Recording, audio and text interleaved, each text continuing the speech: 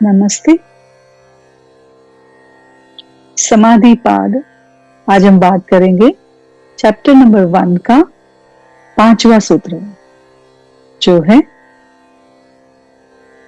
वृत्तयः पंचतयः क्लिष्टा अक्लिष्टाः। ये बहुत ही सुंदर सूत्र है और इस सूत्र में ऋषि पतंजलि ने मन और मन की वृत्तियां यानी कि मन और उसके मटेरियल की बात की है। अक्सर हम समझते हैं कि मन शरीर का कोई अलग सा हिस्सा है, पर यहां पर ऋषि ने बहुत ही अच्छी तरह से उसका विश्लेषण किया है कि मन जो है वो शरीर का अति सूक्ष्म हिस्सा है और मन कार्यरत रहता है उसकी वृत्तियों से।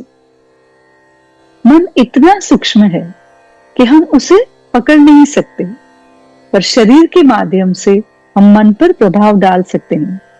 जैसे कि हम फैन के नीचे बैठे हैं और हवा जितनी हमें चाहिए उसके हिसाब से हम रेगुलेटर से उसको ऑपरेट करते हैं। हम हवा को डायरेक्ट छू नहीं सकते, पर रेगुलेटर के हिसाब से कम या ज्यादा कर सकते हैं। उसी तरह जब भी हमको मन पर कुछ प्रभाव डालना है तो शरीर के माध्यम से हम मन पर प्रभाव डाल सकते हैं।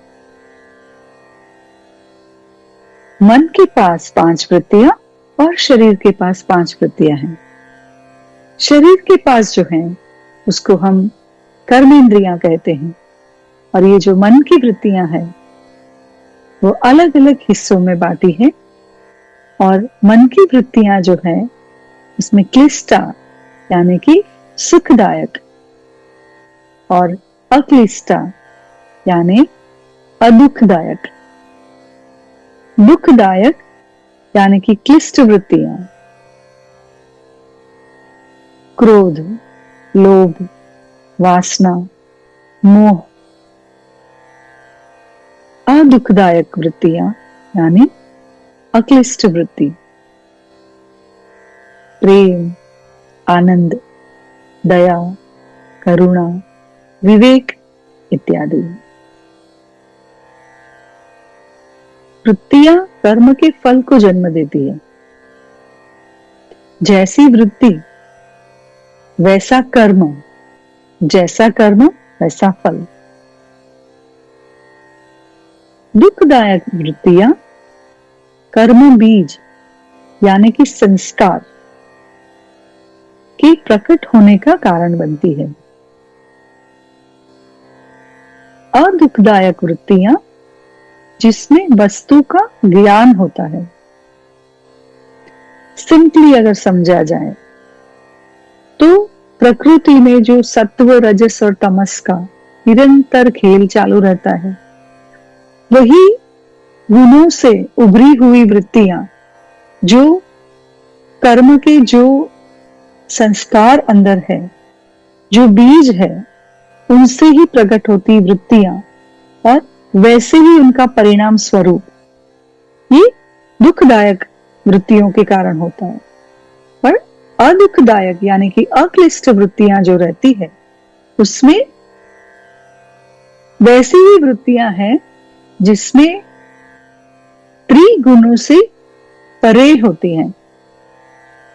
वो वृत्तियां वैसे कार्य करवाती है जो जिसमें वस्तु का ज्ञान है। जो भी कार्य कर रहे हैं उसमें एक सजगता, एक ज्ञान है। वो ज्ञान की वजह से वो त्रिगुणों से विरोधी कार्य है।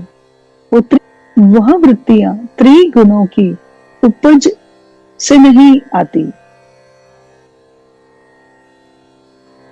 इस प्रकार कर्म और वृत्ति एक दूसरे को जन्म देते हैं और इनका यह चक्र निरंतर चालू रहता है।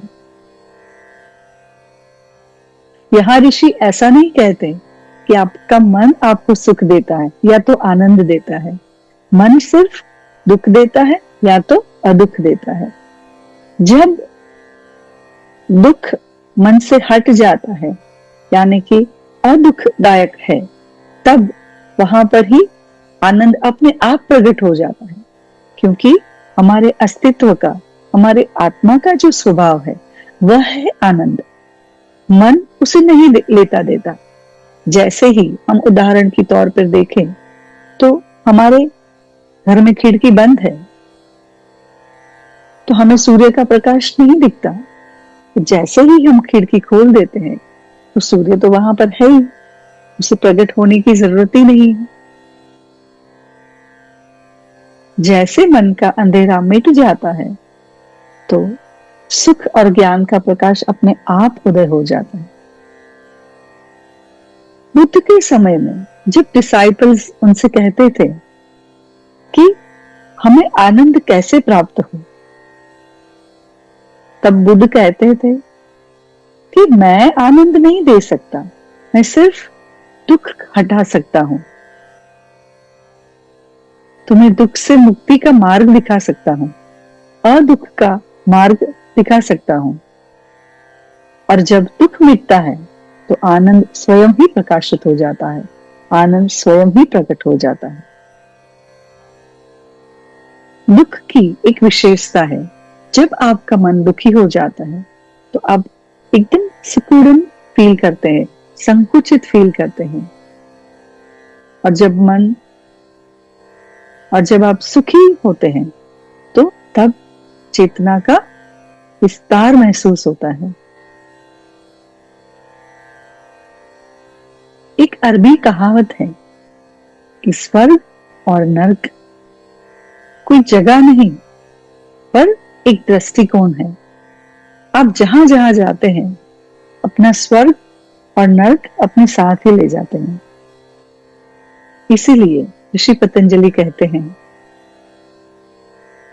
मन आपको या तो दुख देगा या तो अदुख, आनंद नहीं। इस प्रकार मन के 5 रूपांतरण यानी कि मन की 5 वृत्तियां दुख या अदुख के स्रोत बन जाते हैं।